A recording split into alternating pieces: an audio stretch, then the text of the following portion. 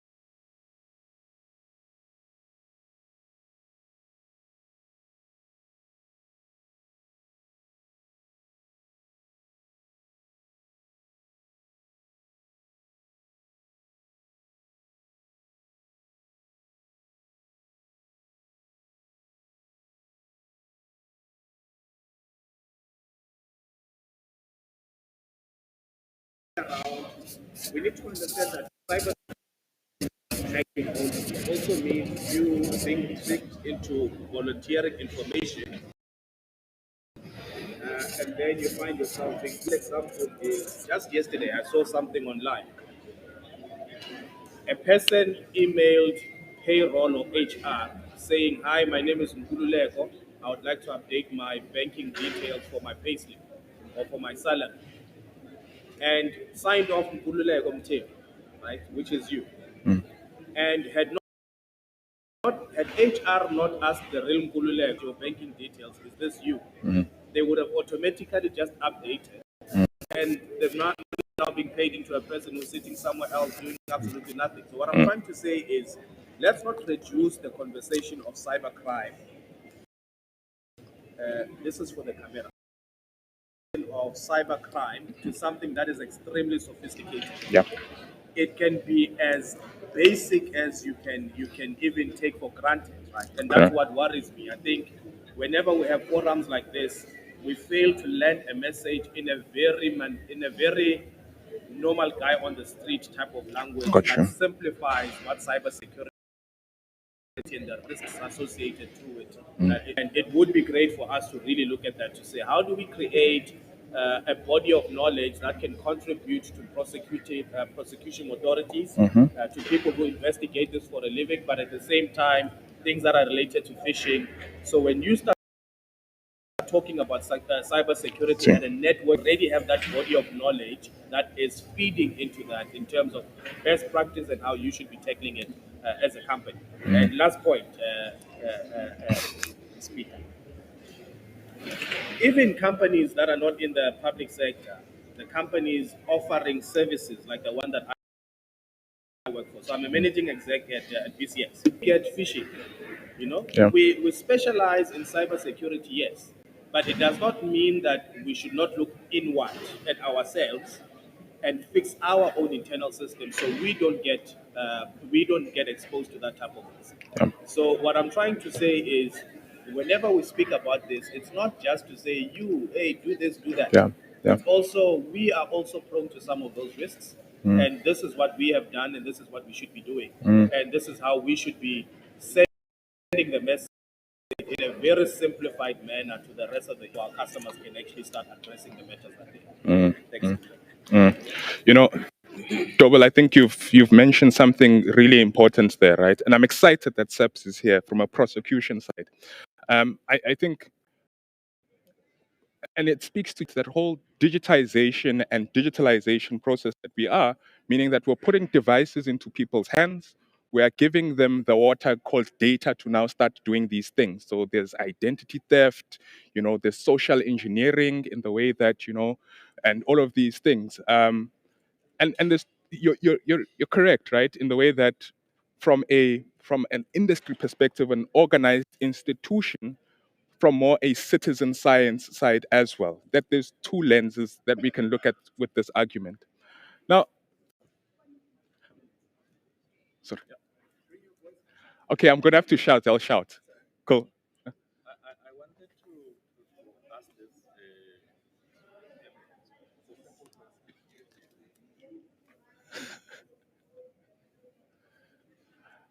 I know this is very weird for me as well. But I just want to ask, before we used to talk about information security, and lately the conversation has sort of focused on cyber security. And most importantly, you find you have information security policy, and you also requested to come with a cyber security policy. And we mentioned these words interchangeably. Are we fair enough distinction between the two, or to provide a sort of context to clarify the meaning thereof? yeah. That's what I thought because lately you supposed to come with the policy, and more often you repeat what you talk about in information security. Thank you. I think there's a hand behind you. Oh, you'd like to go first? So, Okay. I also wanted to first agree with my colleague around the issue of not being ready. Okay. My neighbor here he indicated that there is a policy. I think it's a 2021. It's a 2021. It's an act. It's an act. Okay. There is also a cybersecurity policy. can't remember what year is it. Mm. However, that policy has a number of requirements that it says we must comply with as government. For which, if you go into these departments, in particular, I'm talking for Eastern Cape. Mm. If you were to go there and look for the agencies, the people who are supposed to be employed and specifically Around these. look for cyber attacks and cyber crime and whatsoever not, that is it. Mm. It's an ancient thing. We're not there. We don't even care. But those things that have been raised there, Yeah. that we are continuously receiving emails that are fishing for information. If you were to I don't know if there is any stats that is being populated that gives that kind of an information as to how much of cybercrime that has been committed overall in government and maybe per province. And I want to believe that if there was such, it's something that could have maybe change us, in the manner in which we are looking into the cyber security thing. So that's basically what I wanted to say. Thank you. And you're raising a broader theme around accountability, right? Yes, exactly. To say there are people who are doing this thing, but they're not doing their thing, right? Maybe also use the mic because the speakers are on. I'm not Oh, the speakers are on. Yeah, we could hear you.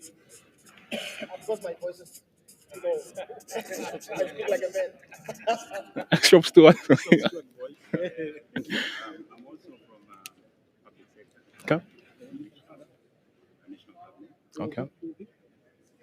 I think firstly his question, there is quite a huge difference between Information security. cybersecurity. Where initially,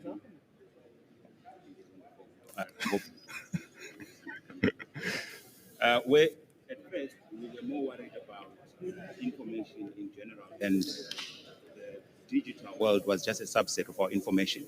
So we only required a policy that covers everything, physical information, people as they exchange information. But now with the reality that digitalization to the cyberspace, the world has seen it proper that there should be a security looking specifically at the cyber area. I think we had big challenges as well. AGSA coming in and only as I think last year they really start proper cyber audits. I would encourage a lot of our teams to put that in their scope with their audit teams. For two things. Firstly, is to understand where exactly your organization is, how far back you are, how fine you're going to be getting. But it is going to assist you to come to terms with the bad state that your organizations are in.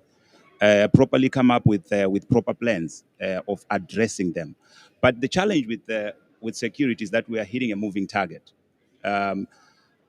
From a management perspective, the solutions we're coming up with are for today's problems, not for tomorrow as cyber challenges. That's the realities that we're facing. And for a developing country, with status of our education system in terms of that area, we are quite low. The specialists are quite few. I would encourage that most probably the government considers the most critical components of people. We need to centralize them instead of us having every department getting specialists proper that are doing cybersecurity. We most probably need a team that each department can then source directly from to undertake these things.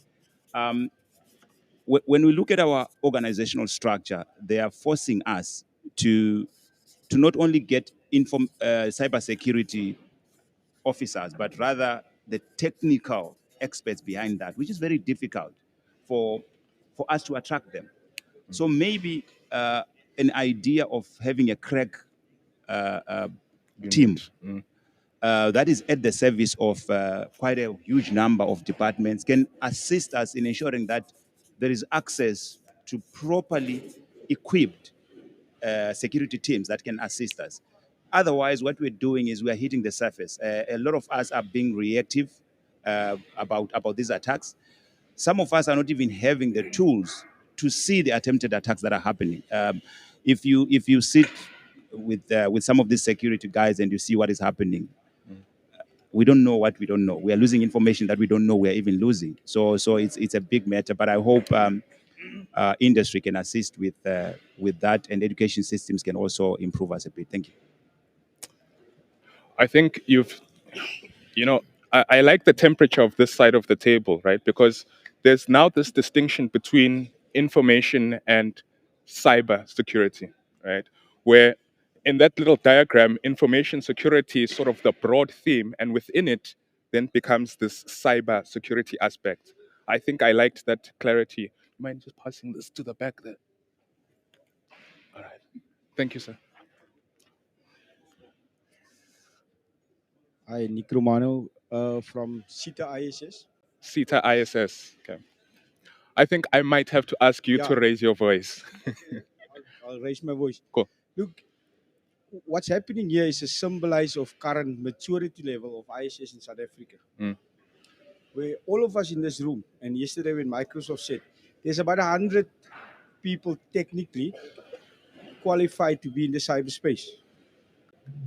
And that 100, I've been 25 years experience in information security, cybersecurity.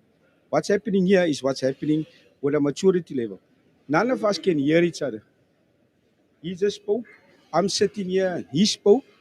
What that symbolizes cybersecurity in South Africa. Everybody speaks, but we're not hearing each other. We are not forming a collective, and that's the problem. But we have, because everywhere there's pops in South Africa. There's us at CETA, there's the DoD, there's SAPS, and that is the problem. Hence, I said the other day, what is our maturity level in South Africa in cybersecurity? We need to find it out first, because our people is sitting at maturity 1, which is defined. Our processes are sitting at 3, but technology is optimized. This conference talks about smart cities. And the POPIA Act, everybody speaks about you discrediting the POPIA Act when there's a cyber breach. But what does smart cities do? There's 8 conditions in the POPIA Act. One of it being collaboration and further processing of a person's data is against the POPIA Act. What does smart cities do?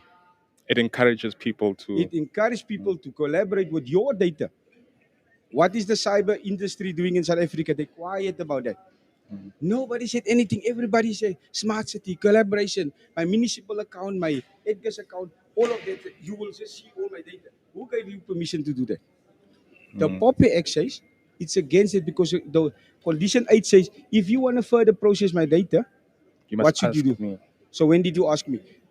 Because an AI device put all my data together and gave me a profile. I never asked them to do that.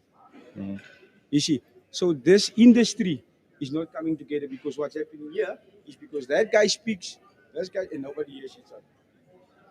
And that is what we should get on, is that we need to collaborate as a group together and then face technology and say, listen here, I mean, we're not saying technology should not go further. We're not saying smart cities should go further. All we said, there's the POPIA. If we move further, go with it. Because in 3-4 years' time, when the POPIA Act is actually in going forward, you know how much cases are going to come for all of these technologies? Because then I was at a course for the regulators for the POPIA Act. Yeah. Do you know what the funny part was in that training? There was 100 people. There was only 7 cybersecurity guys there. Do you know what was the rest? They were lawyers. Why were the lawyers there? Because they know we are going technology at problems, which is against the POPIA Act. And in 3-4 years' time, you're going to get big cases. And there's people in around this room has to come around and say, just calm down first. Let's look at what the POPIA Act is saying. There's a big thing about accountability. A big thing. I'm afraid to answer that question, I'm really afraid to answer that. And I liked the idea of saying we need collaboration, right? Against touching back to that value chain question from earlier on, to say there are different actors in this whole ecosystem, and we need to bring it all together. I'm curious now. I'd love to find out what that or how that collaboration would look like.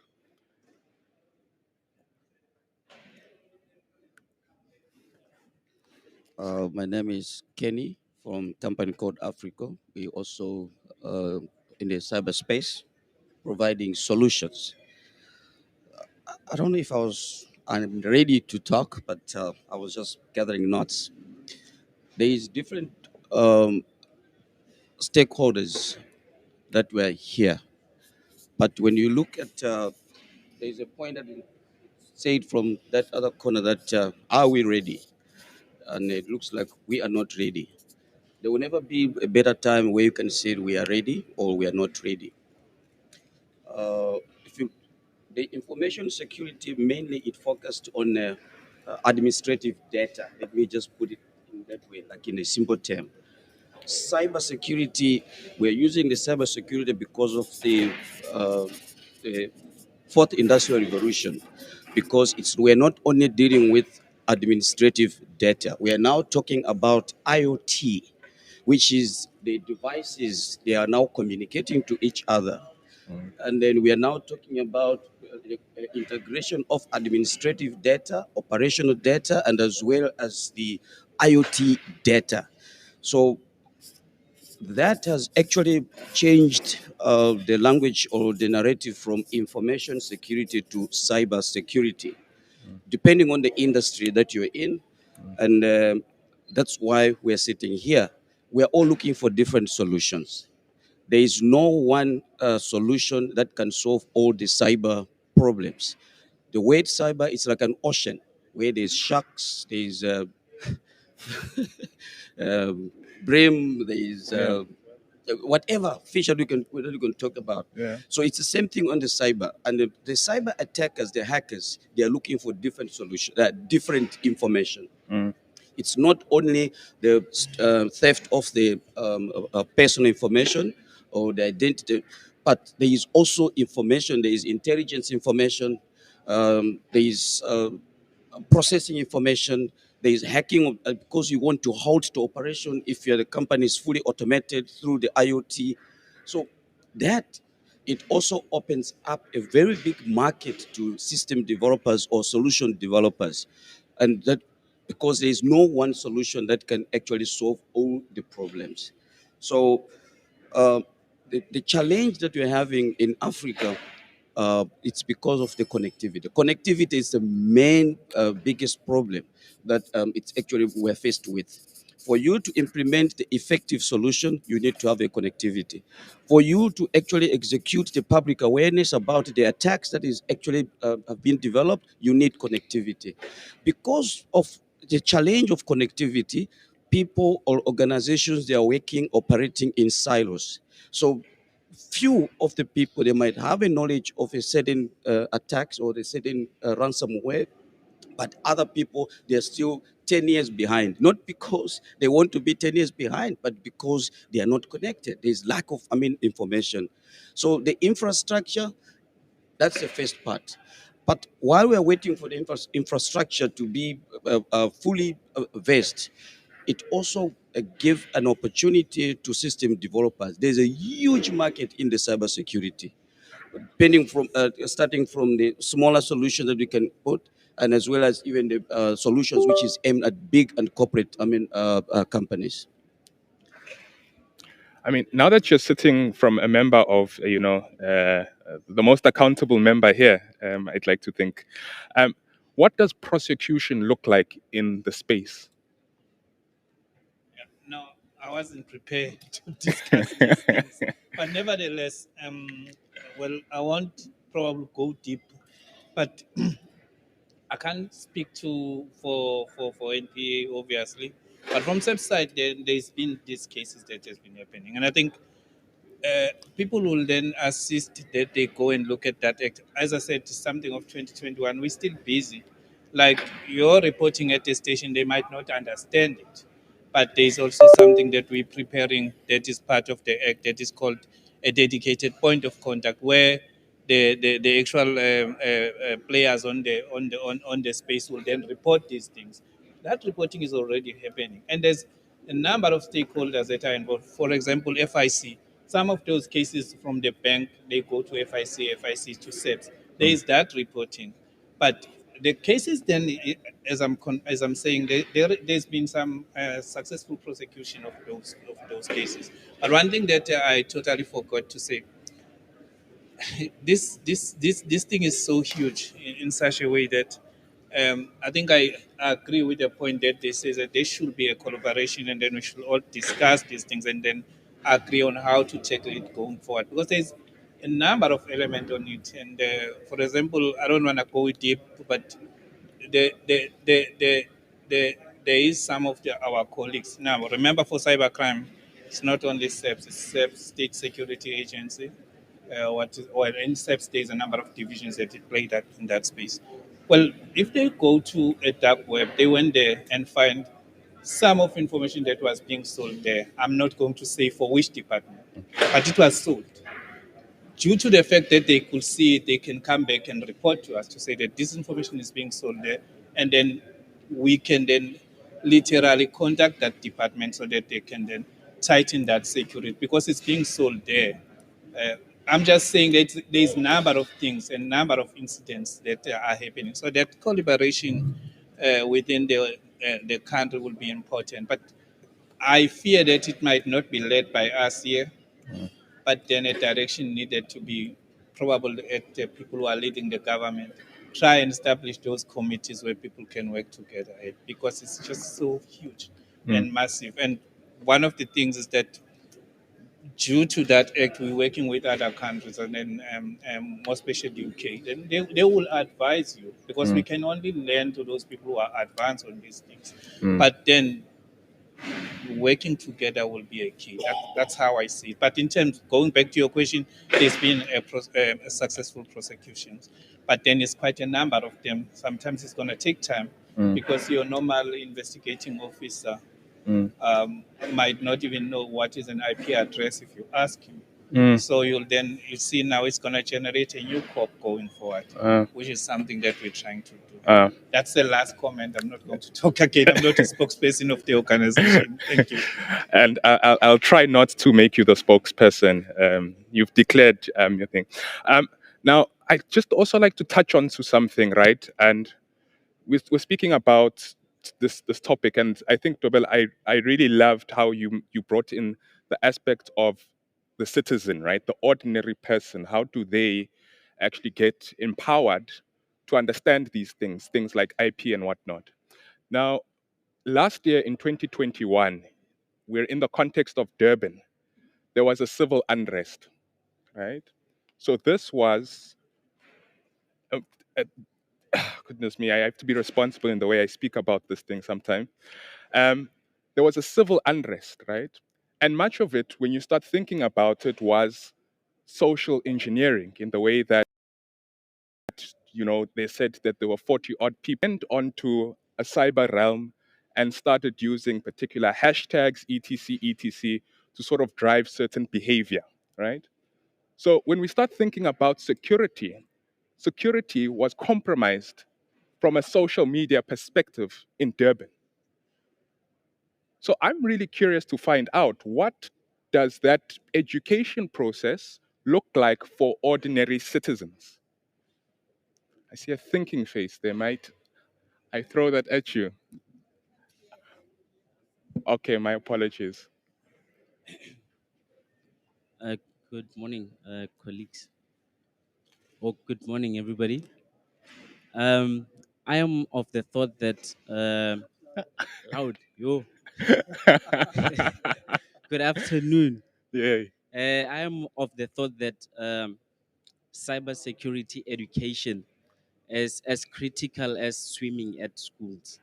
It should be taught there, and it will get to almost all citizens, because now you won't be reaching out at urban areas only. you will also be going at rural areas as well. So I think perhaps that will also be a good start. So it should be taught like swimming. It's a critical skill. It's a critical skill, right? So I've noted you wanted to come in. Kelechi. I'm representing the media space, though not necessarily cybersecurity. But the aspect of what our facilitator asked is citizen education regarding cybersecurity versus individual rights and the freedom of expression and the freedom of the press, the freedom of your ability to express. Because the cybercrimes, as one of the representatives said, not in his official capacity, that cybersecurity is not necessarily your database attack. It's also you doing things on the social space or the cyberspace that is not in compliance with legal matters. In the media space, we are often being taught by international law. We are focusing a lot on international law that defines how we are going to examine what happens in our cyberspace regarding media. The Facebook has come up with this many times. What is your freedom of expression in saying what you need to say versus, in this case, American laws of protection of your freedom of privacy, your protection of being able to say what you want, though you can't really say what you want on the cyberspace. South Africa lags behind. We are often taking cyber laws after it's been tested internationally. At the moment, many of us are committing cyberspace laws without actually realizing that we're doing it. And we're still going ahead because the very practitioners, including our government information system, well, sorry, not information systems, but the departments that would put the laws into place for especially electronic media, do not know how to represent this into that space. So every now and then you get an update in the media saying to you, these are the WhatsApp laws that that now come into focus. This is what you can get fired over.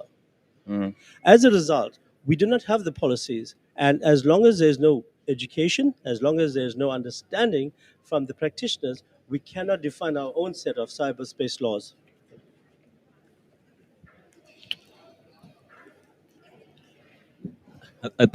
I think I wanted to reflect the balancing act on freedom of expression and now the issues around sharing of information. Because it creates a problem, and there's a very, very thin line which, in terms of our awareness and practices, we find very difficult to sort of navigate in between those spaces. So I don't know how we can handle that part, Yeah. but we need to. I think it's important. I really think it's important. So I don't feel silent. Thank you very much. So I think in terms of your question, Yeah. On how the awareness can be given to the society, I think what we are agreeing on is just sitting around the table is there are different facets of cybersecurity that we are all involved in, and we are realizing the shortfall in terms of the coordination around the table, and it's very difficult to actually go out to the public to send a unified message on different areas of this very issue that we are speaking about. So I think a starting point would be then to see how we collaborate on these very issues before we actually do the hard groundwork on the ground. And we have to look at a number of areas. We come from different sectors, and we are governed by different legislation and framework. Some of which become common to some of the parties around the table.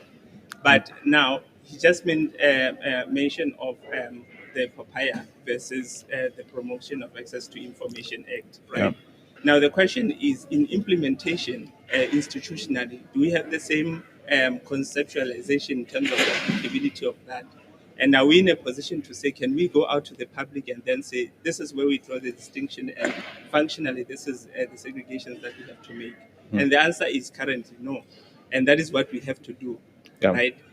Secondly, in terms of the handover, in terms of processes in dealing with this, it's still a huge challenge. Yeah. I come from a domain name space industry, Yeah. right? And like really weekly we get reports of notices of infringements, either fishing, farming, and so on and so forth. Yeah. Right?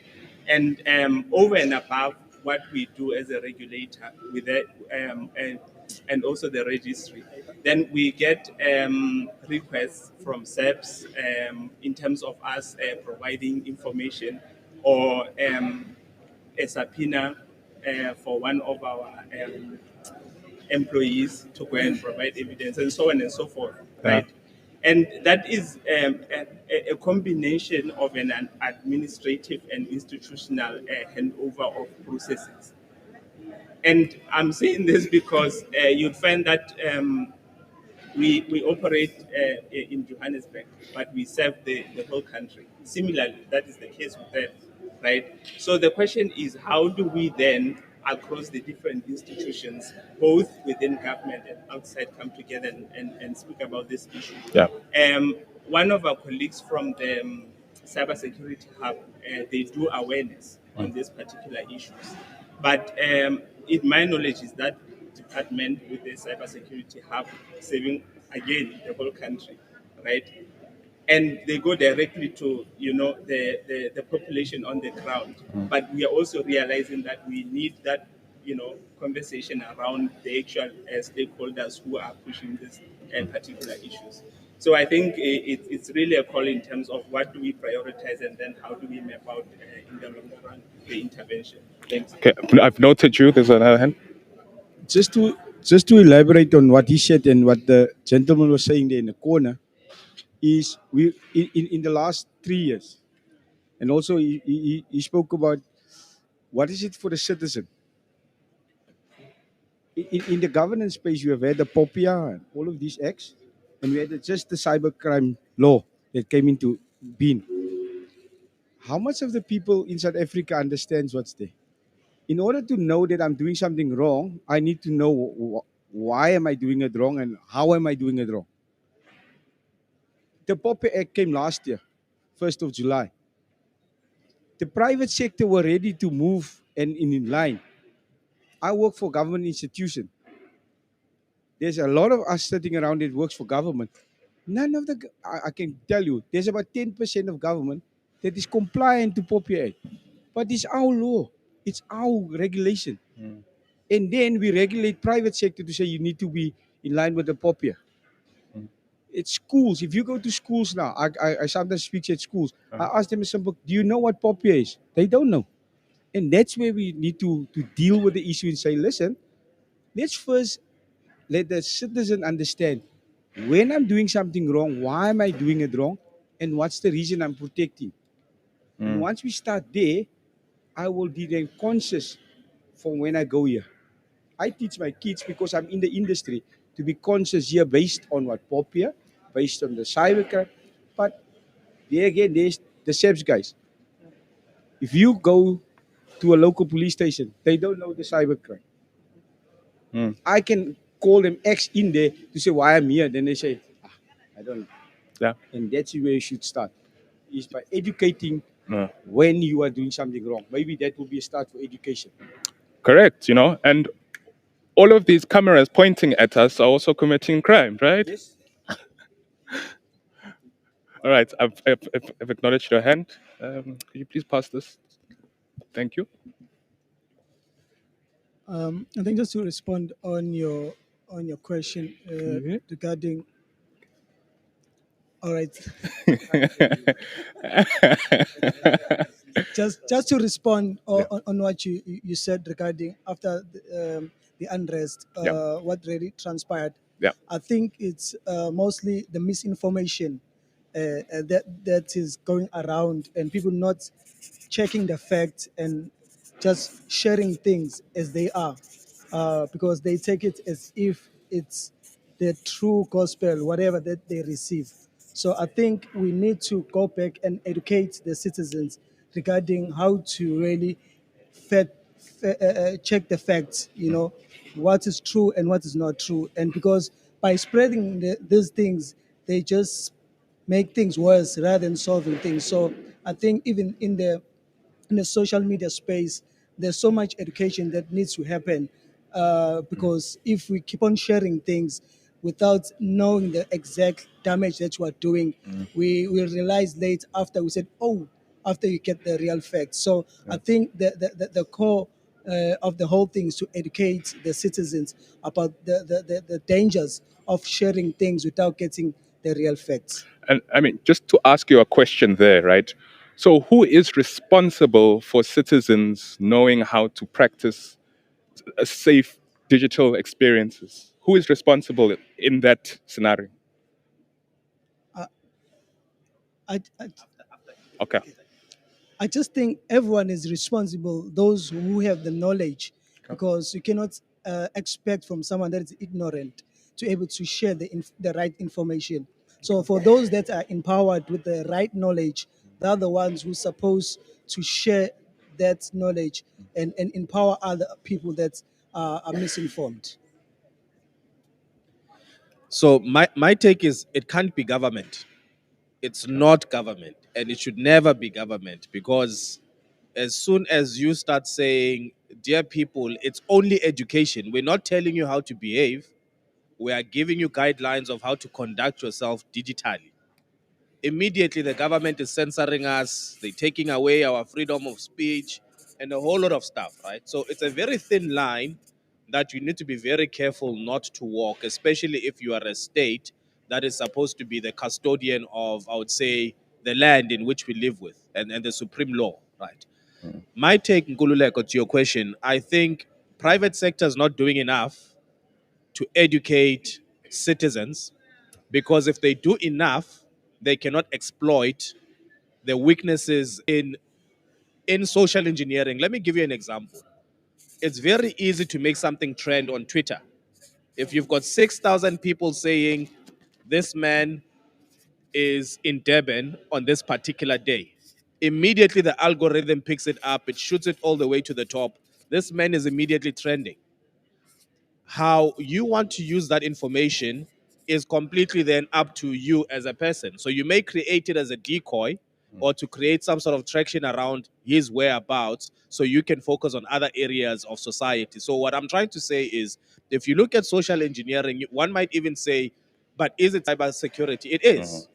It is considered to be one of the cybersecurity stuff that we need to talk to and talk about. Because if I'm a country that wants to create some sort of instability in your country, all I need to do is to create. Look at the Libya, the Arab Spring back in 2012. Look what happened in Egypt.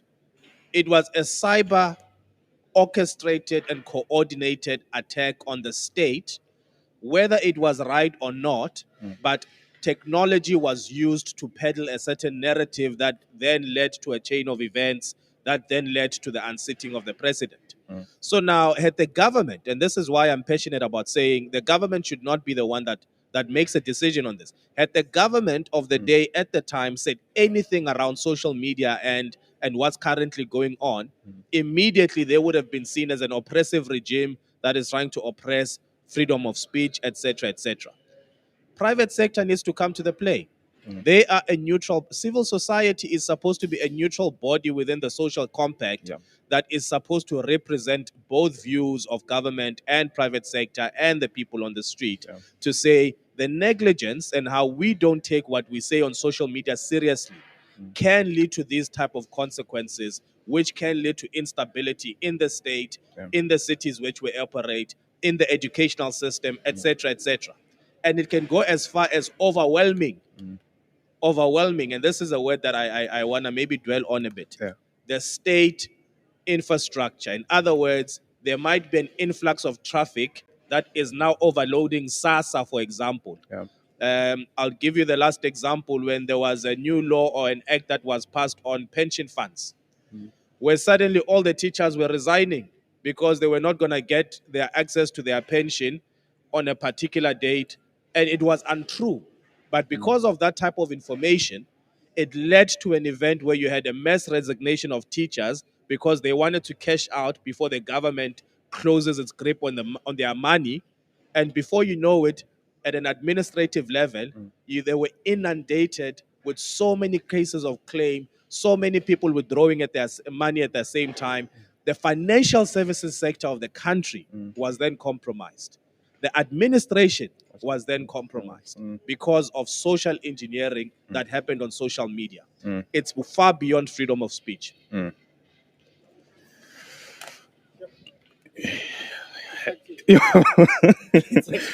Okay, let me start here, then I'll walk this way here.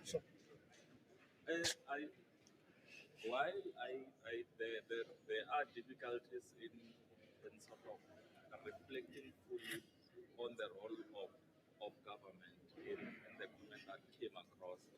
But for government to abdicate the responsibility in terms of ensuring that, such as the examples that were alluded to, I find it difficult because, first of all, government, with the assistance of other state structures or role players, has an overwhelming function in terms of education. How it does it depends on their operational model or how they seek to sort of deal with the education of every member of the society. If the government does abdicate their role of ensuring that it communicates and educates at the same time, then it becomes a problem for the society in general, because we'll remain ignorant and we will be sort of glued into what captivates the sort of the space and run with such, ignoring the fact that such can be a danger to that which we seek to have stability and growth. For instance, issues around the legislation on pension. Who was supposed to sort of ensure that communication to those stakeholders is such that they understand what the implication of the new legislation is all about? It's government. So, in essence, I would not entirely support or corroborate with the application of that function.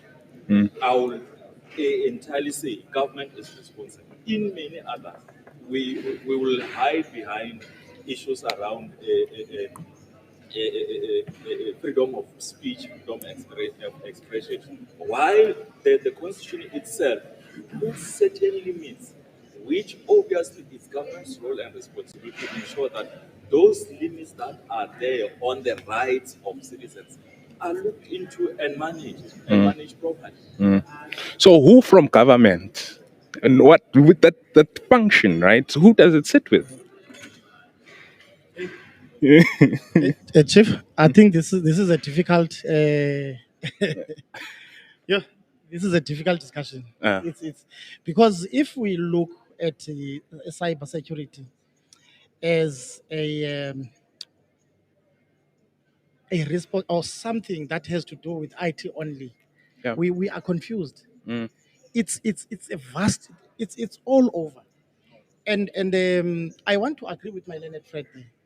It's not only government. Of course, government have taken that responsibility, because if you read the constitution, if you read the NCPF, the National Cybersecurity Policy Framework, government there is taking a responsibility. But then if even the POPI Act is referenced in that document, this is an issue of a culture that needs to be changed in a way. And of course, with the fact that government have taken the responsibility, they are the ones, because remember, we are at the forefront. We talk to our citizens one way or another.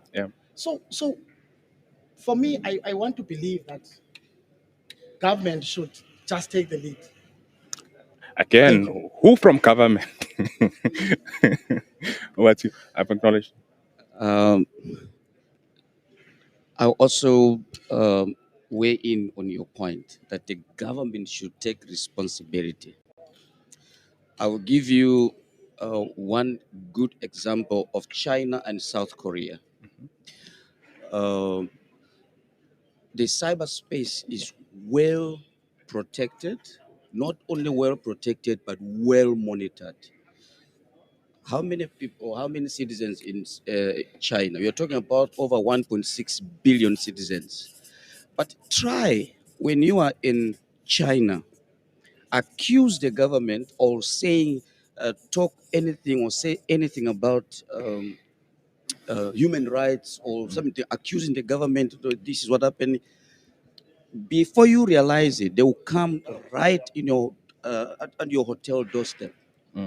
They already have your information. If it's a private citizen, you are sitting at your home, before you realize it, you have already the intelligence, agencies come to you and you are arrested immediately. How do they get information? How do they populate information? The solution is there to monitor. But the government need to take the responsibility when it comes to that. And then taking responsibility is not enough, but to invest in the solutions itself. The solution is there. I'll take you, another example in South Korea. Yeah. South Korea, from the airport, it's even written when you go to any hotel, it's even written with the report, say, pornography is not allowed. You try to, this is just an example. It's a lame example, but I'm talking about monitoring what is happening in the activities for the citizens. You try to log into any porn site, you send a message to you. Be reminded that here it is a criminal offense and you can be prosecuted. You do that the third time at the airport, you'll be banned to come into that country. But if you persistent to do that, they will knock at your doorstep, at your hotel. How do they know? There are special agencies that are monitoring that. So the solution is there. It's just the government to put up to invest in the solution and the infrastructure. In other words, to fix the plumbing issue.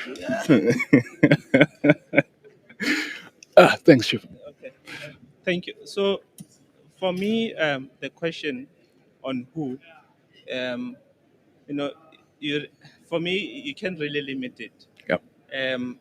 If we are speaking about government, I think to a great extent, the legislature has done their part in terms of at least putting legislation in place, right? Now it falls on the executive and flow into the judiciary, of course.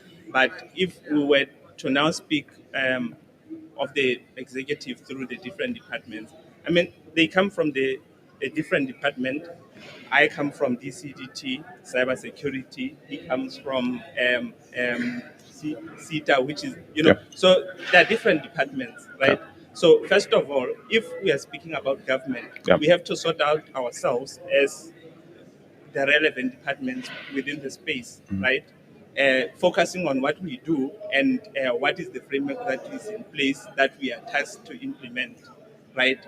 It's a non-phenomenon. If we are to speak about government having a certain responsibility, on the other hand, there's private sector, there's civil society organizations whose mandate in a way is to support the work that is done by government. It may be quite differently, but for the better part of it is part of the support of what government is doing, right? So after we sort ourselves out, then which is also a conversation that can go on. The other hand, is to say then how do we then say this is what we intend to do in terms of implementation and enforcement, and then now bring the other parties to the table to have a conversation on how the implementation can be done. And it's a very difficult one, I should say, because we have to first understand and gain consensus between ourselves and then also, the other parties from there. But I think it's clear.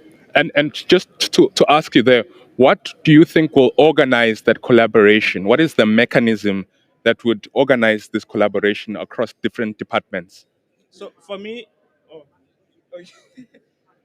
so for me, I think, over and above, such platforms, we have, well, at least from the sector that I come with, we have plans of actions broken down annually. I know that within a certain space of a quarterly breakdown, for instance, right? Experience has taught me that this is the number of complaints that I receive that I need to deal with.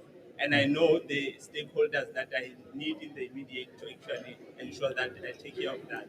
One of them being themselves, one of them being them Yeah. from a technical perspective. Sure. Then the conversation becomes a bit very, simple to say, because I come from an SOE which reports to the department, and we have to report. I mean, we have to submit our annual plans for implementation every single year, Yeah. and I would suppose that it happens in a lot of departments. Uh, So it becomes a bit easier to then say in your plenary, what are the areas that you want to focus on, and in your plan, who do you want to engage so that you can be able to achieve that?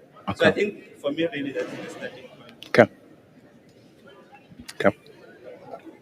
When we talk about collaboration, and I feel where we should start, if you go look at when Iran was hit the first time with the ESCOM, and when the Americans' election were hit, the conversation started that there's a nation state attack. So the Americans came up with the concept of we need to find nation state solutions for it. Okay, they in the industry where I come from, we had a discussion about who actually was this nation states that attacked Iran and also the Yeah. American election.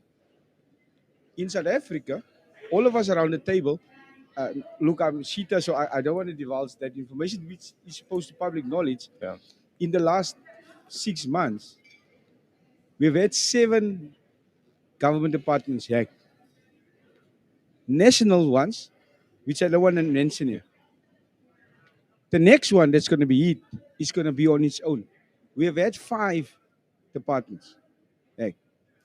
The next one is going to be on its own because we are not sharing. Because when the first one was hit, we should have been collaborating with each other, say what went wrong there by you. Yeah. But all of us goes in our state, nobody says anything. Private sector does exactly the same. Yeah. Do you know how many private sectors get hacked every day? What do? They keep quiet. They keep quiet. Now the Americans, if one department, if one organization is hit, they go there, they pull down. As a nation, they try and solve the issue.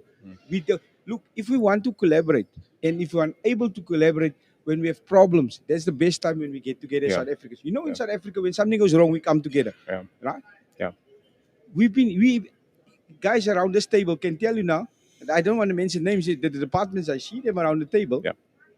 It's quiet. Nobody says anything. Uh, Everybody just say, no, we sorted out, we solved the problem. Huh. But tell us what went wrong there. Yeah.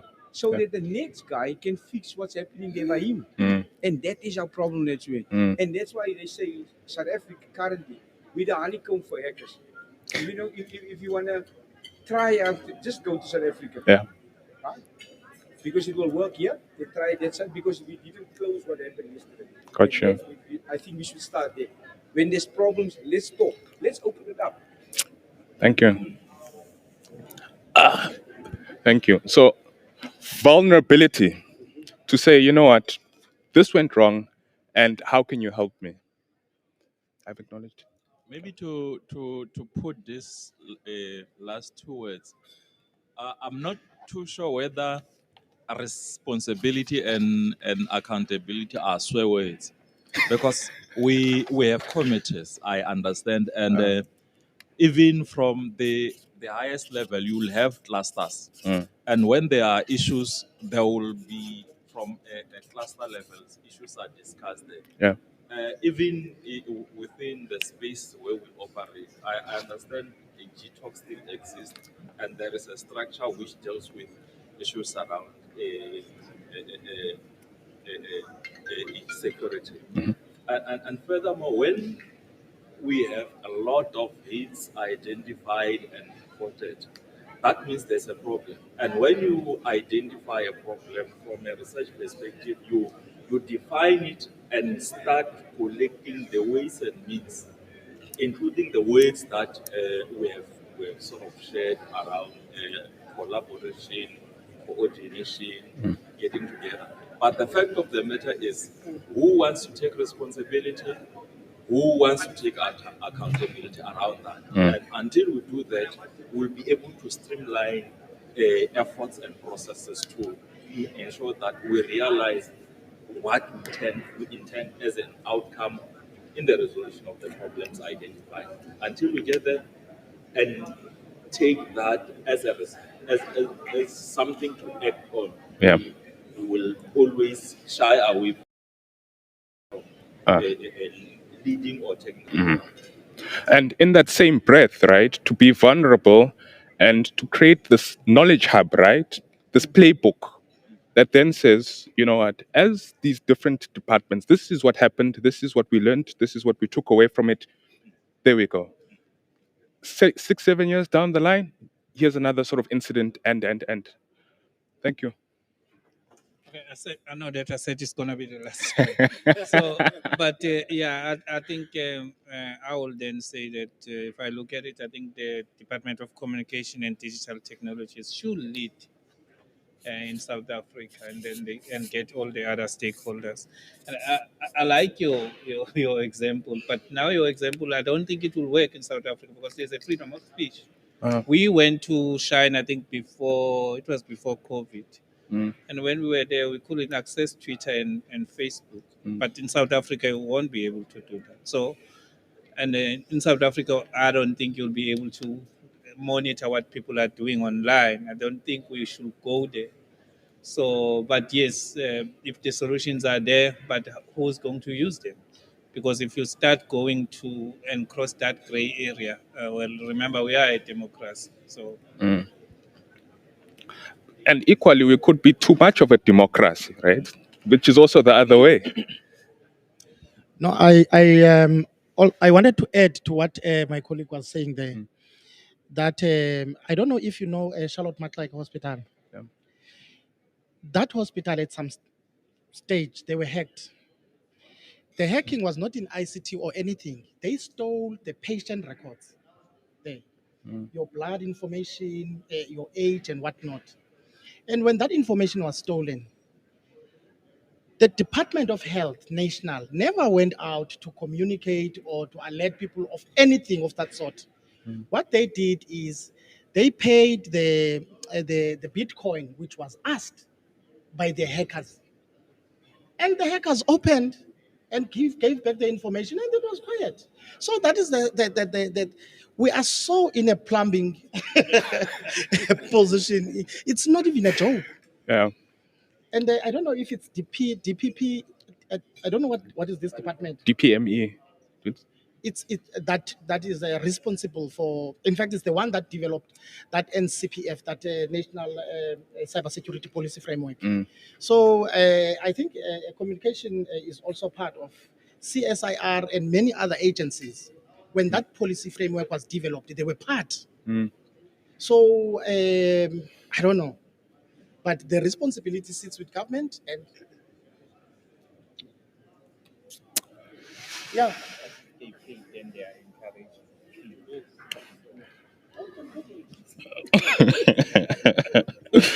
Oh boy. I mean, the government department have been defaced.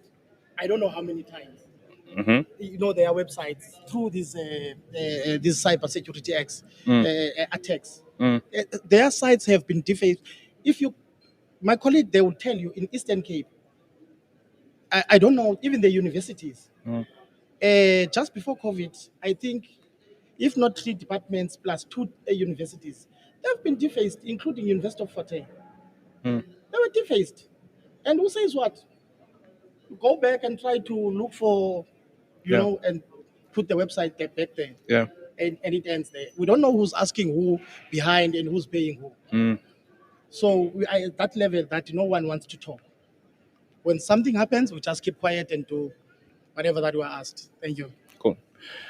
So just being cognizant of time, we've got about a little while. Yep. To that point, I think another thing is a lot of people take things for granted. You know, when you think of hospital records, blood samples, blood type, already I'm thinking, who would steal that? You know? And what for? Yeah. Right? But But it goes back to what I was saying earlier on, and this is not me trying to make anybody a villain of any sorts, right? But data of such information obviously has value to somebody. And I think we need to fully understand that nothing is useless where data is concerned. It may form part of a broader, so there's something called demographic data, firmographic data, and a whole lot of clusters that people have created. And some of these things are obviously resold for the sake of understanding a certain market. But when you are talking about that level of information being stolen, the question is, don't look at it in, why are we looking at it in isolation? Why are we not looking at it in a broader scope to say we've got a problem of child mortality. Yeah. We've got a problem of mortality as a whole in South Africa. Yeah. We've got a problem of a lot of let's say medication and treatment being trialed in certain hospitals. So are we saying that this might be an influence from the private sector into the public sector to say there's certain information that needs to be gotten rid of? There's a lot of countries around the world that are at a point where they understand what corporate espionage is, and they're able to then come up with ways of getting rid of those type of threats. I think we need to spend enough time as a country, looking at some of these scenarios, understanding how something as small as this could be part of a bigger risk that we are taking for granted. We've got things like human trafficking in South Africa, where you must now prove that this is your child, and there's a record that you must show of sorts, right? Could this be part of that? So I think we need to have a very comprehensive view when it comes to data and cybersecurity and security on certain records, without sounding like I'm obsessive and I obsess over the smallest of things. Yeah. But what I can tell you now is when somebody hacks you, they don't hack you in one go. It's events that unfold towards getting its pieces of the puzzle. Yeah. Today I'll steal your battery. Tomorrow I'll steal your tires. Tomorrow I'll steal your car keys, and eventually the whole bloody car is gone. Right. So we need to look at it at a helicopter, or let me say at a very high level, to say these are the things that may pose a risk to the state, and if they ever get stolen, as insignificant as they are, they may form part of a bigger threat of this nature. And Yeah. fully unpacking that and understanding that, I think we'd obviously be in a better position to start being a bit more responsive and reactive and putting controls and mechanisms in place so we don't find ourselves exposed. And Can I have yeah, an go input? first. Go first. Look, this is quite an important discussion that we have around. And how I wish probably it was not going to be just for the discussion of this day. It's supposed to be continuous. Going back to the question that you were asking is whose responsibility? I think really this is an issue of a security concern. That office of the president, remember, the security issues Yes. are being dealt there Yeah. after the eventualities that happened in KZN. Yes. So really, they're supposed to be leading in this discussion into dealing with cybersecurity issues. And I also think when a facilitator that probably we are not in the same stage. We cannot necessarily be vulnerable in a bad way. All these entities that are sitting here. Yeah. Somehow, as a way of information sharing, we're supposed to be in a position to say maybe there's an entity that is dealing decisively with this and is winning in many respects to share with us as how do they Goes do back it. to- And probably, I suppose, the issue of cybersecurity, many of us probably, it came in a general view in a way that I don't necessarily have a high expertise of cybersecurity. I got them probably a short course on it to say this is how cybersecurity doing, and then they're supposed to see it like this. But I suppose there are experts in this area. Who are the experts? Who are the people that we can come closer to so as to try to get a lot of information so far as to advance our position as different entities, such that at least we are able to leapfrog and grow to an expert position, all of us. Because then I suppose it is quite imperative that at least we must be in a position that even though that we see that we're in a vulnerable state, but we need not to lose hope. We need to say, okay, we are in this position. These are the ways that we can take, or these are the steps that we can take so as to grow, to be in a better position or in a better tomorrow. You see? Then as we are discussing, so if maybe if there's an entity that will say, guys, look, we are nipping in the bud in our institution. This is how you can do this, or rather maybe getting advices to say, I suppose every institution can teach us about cybersecurity, but I don't necessarily. I'm looking for an advice where I can get information that says, for example, if you go to UNISA, you will be deal decisively with the issue of cybersecurity. There will be you will be in a top notch insofar as your organization into dealing with cybersecurity. I know everyone is offering the lesson insofar as cybersecurity is concerned, but I'm not necessarily a preview of which other institutions are in top of their games insofar as dealing with this concern. Yeah. Thank you. You know, I think it's going to spill over, hey? And I hope I'm not in trouble with the organizers. In closing, I was for about a year involved with setting the curriculum for cybersecurity specialists, UJ, to set up. So when you go to study, then you specifically have a degree for cybersecurity. But as an organ of state, which is SETA, as a closing remark, I feel we should be more. We have this GovTech every year, and all of us sitting around the table with DOT and those guys. So you say, what are we doing? I believe the SETA should do more.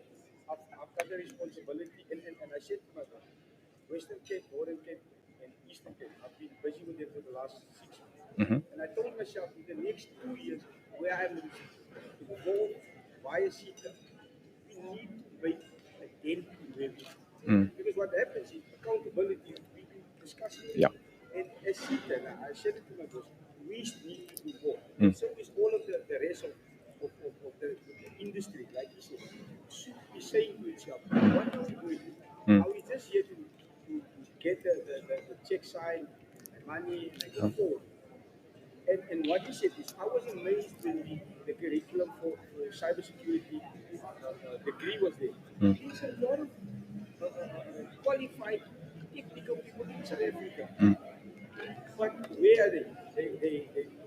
The problem with our industry in South Africa is the friends that I've made in the 25 years and the colleagues in the cyberspace. They do job hopping, so they do nothing for the industry because he's 6 months in the job. He has nothing. He hasn't impact in the organization when he hops to the next one. And I asked them, guys, where are you? My one buddy, he's been 5 different jobs in 1 year because of the lack of the jobs that's open. Yeah. So that's what I'm saying. When we leave the government, 2022 in your space where you are, when you came before, the department or your company paid you 17,000 rand. As a cyber specialist, you take back and say, when I go back, when I come here next year, I have done something. This discussion that we had. That I think is big. Right. Yo, this topic is heavy, eh? Okay. Trying to narrow it down. Rivulets flowing towards one direction will eventually merge in one end to constitute a river, which eventually will assist to feed those who are crop farmers who will be ever down the flow. So with this context, I think from a strategic level, we need a deliberate effort, a very deliberate effort to say which direction are we taking, and can we have indicators that seeks to get us to where we want to be, and who needs to lead this deliberate effort. I think that is where we need to, so that each and every tributary towards that river Mm. is monitored, measured, assessed to say its indicators are moving towards where we want to be, all of us. Mm. I think that should be the way to go. Okay. If we try to outcompete each other, we will just remain vulnerable, and eventually that will cause much mayhem and harm to us than the collective Yeah. good that we'll achieve when we move towards a particular direction. Thank you. I think I appreciate that word, that phrase that you used at the end, collective good, right? Because in the background, all of these ideas and all of these comments have been captured. And they are going to form part of this report that is coming out of this conference, with many of the thoughts, the ideas, some of the challenges identified, and some of the opportunities to solve them. And that will then be given back to you. That is goodwill, huh? So, with that said, I was given this sign 20 minutes ago, and it is that time for us to end this session. Thank you very much. You've been a well behaved audience, and I really appreciate your time. Thank you. Thank you.